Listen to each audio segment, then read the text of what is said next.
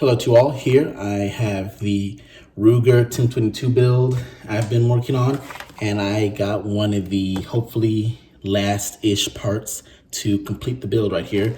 And as you can see, tell by the title, it is a CMC trigger for the 1022. As of right now, I only have the stock polymer trigger in there.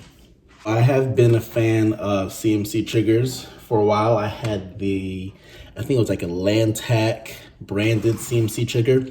I also have one in my Sega, and I also have one in this little guy right here, this AK right here.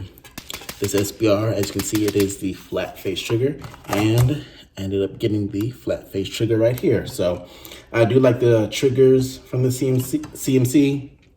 AK triggers can't be as crispy as AR triggers. I'm not really sure about the 1022, but hopefully as I like this as much as I like them in the AKs. So I'm going to pop this out the chassis, get the old trigger pack out, compare the two, and I'll open this up as well.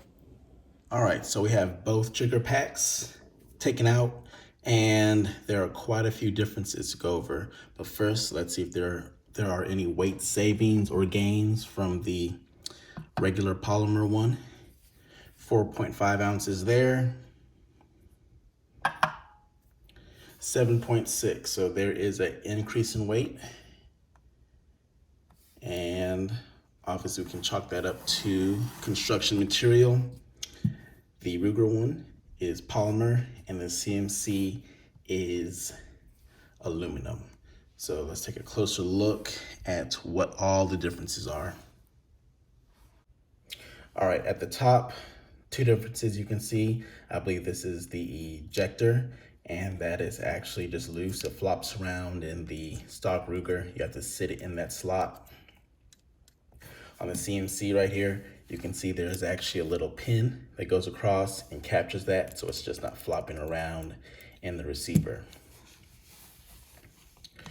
On the front, you see maybe this might be brass, but you have this right here insert that captures what I'm assuming are all the proprietary parts of this trigger housing. At the bottom right here, this would be the mag release for the Ruger, and you have a completely different redesigned mag release on the CMC. So we'll set this to the side since we're getting into things that aren't even on the CMC, the stock Ruger. So you have your safety. It has a little honeycomb kind of pattern right there. Let's see. Yep, this one's definitely a little bit more snappy than the stock Ruger one.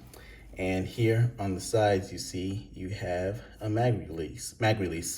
And once I get it in the receiver, I'll definitely see how this handles operating it. I won't really be able to get it good feel for it in this condition right here. But as you can see, man, so that is a nice little addition right there.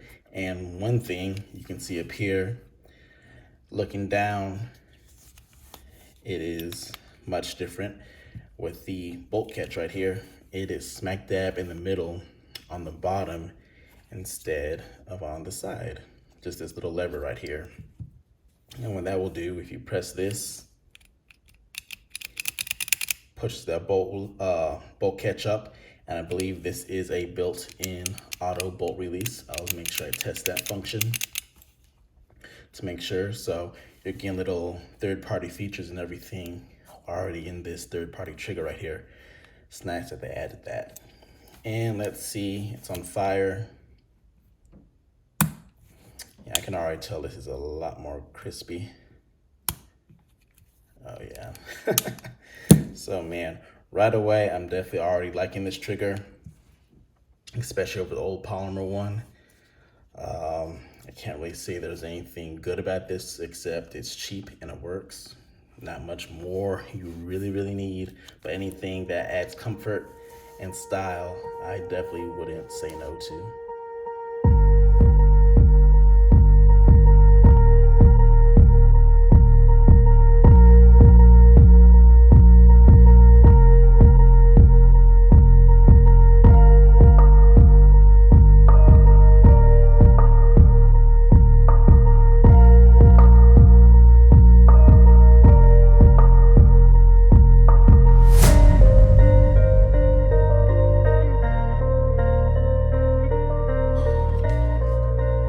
right, so I finally got it in, and it was a little bit trying. It's not just straightforward. It's definitely not as easy as a regular trigger group. So first thing, fitment with the receiver. This was very, very, very tight. Now this is not a standard 1022 receiver. I had to press the trigger and receiver together to make sure both pins got in. One always wanted to stick just a little bit out. And at first it kind of felt like the bolt was being pressed up by the trigger group and rubbing up against this. There's a little bit of friction when I was charging it. Seems like it's worked itself out now. I might have to end up polishing it, but we'll see how that goes. And the big thing you guys need to think about is, in order to fill strip it, you're going to have to remove the action screw. And on top of that, you're going to have to remove both magazine levers. So I did not realize that. Now, a really good thing with this receiver right here is I'm able to just pop this open and clean it. I don't have to take it out. But for pretty much all other receivers, one screw, two more screws now. So you added two more steps to your process.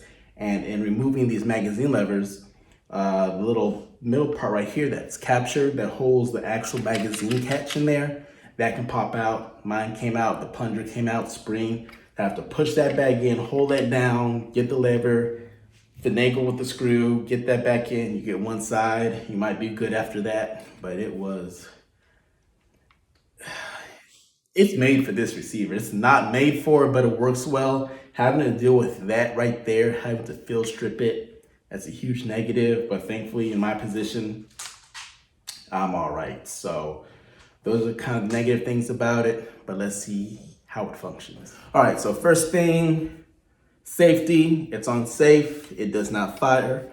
Safety works, push it to fire, trigger pull. It's very nice. Definitely better than the stock one. This is a 3.5 trigger pull, and it is non-adjustable. And at this price point, that's a little weird, because I think with Volquartsen, Kid, and maybe a couple others, you have all adjustable trigger groups. And this, you're stuck at 3.5, can't do anything else.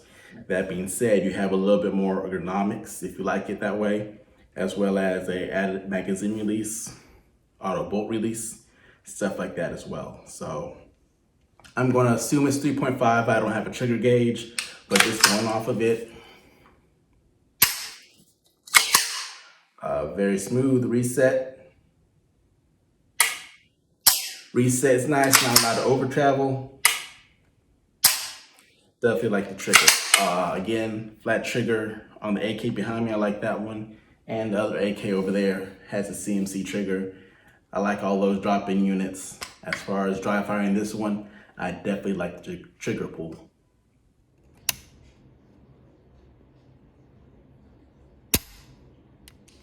Now, as far as the other functions of the trigger group, magazine catch, sticks in, and to release it, it's right here by your finger. I would say I have edging on larger size hands, and I just have just enough to get a really good press on that magazine release right there. If you have smaller hands, you probably have to break your shooting grip, but for me, right there, it's actually in a absolutely perfect place. I'm not overreaching, overextending. The only thing is, nope. Well, there is weight. There's ammo on the other side of this. There's a little bit of weight.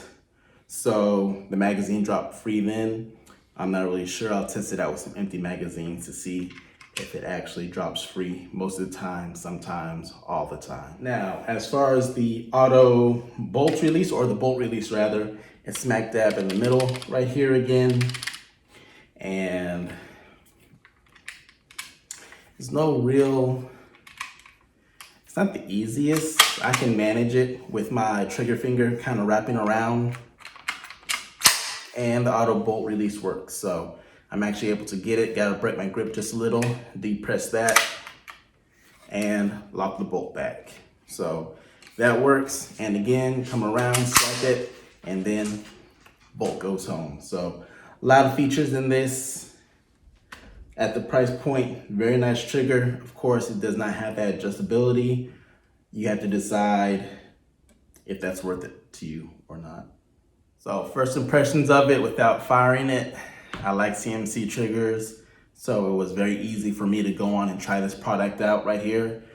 First outing, tried probably 1,500 rounds through this to see how it goes. The main thing I'm worried about is it could be binding. I don't think it is anymore, but I'll make sure it's oil, lubricated and everything. So I hopefully don't run into that issue.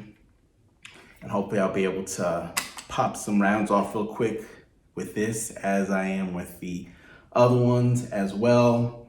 But I'm looking forward to it. My hopes are up high. I maybe wouldn't recommend it as of right now to everyone. That would be a hassle with the magazine release being a necessary part of the breakdown to clean a rifle that you should clean after every outing. But we'll see how it goes. Hopefully the rain breaks and I'll be able to take this out as soon as possible.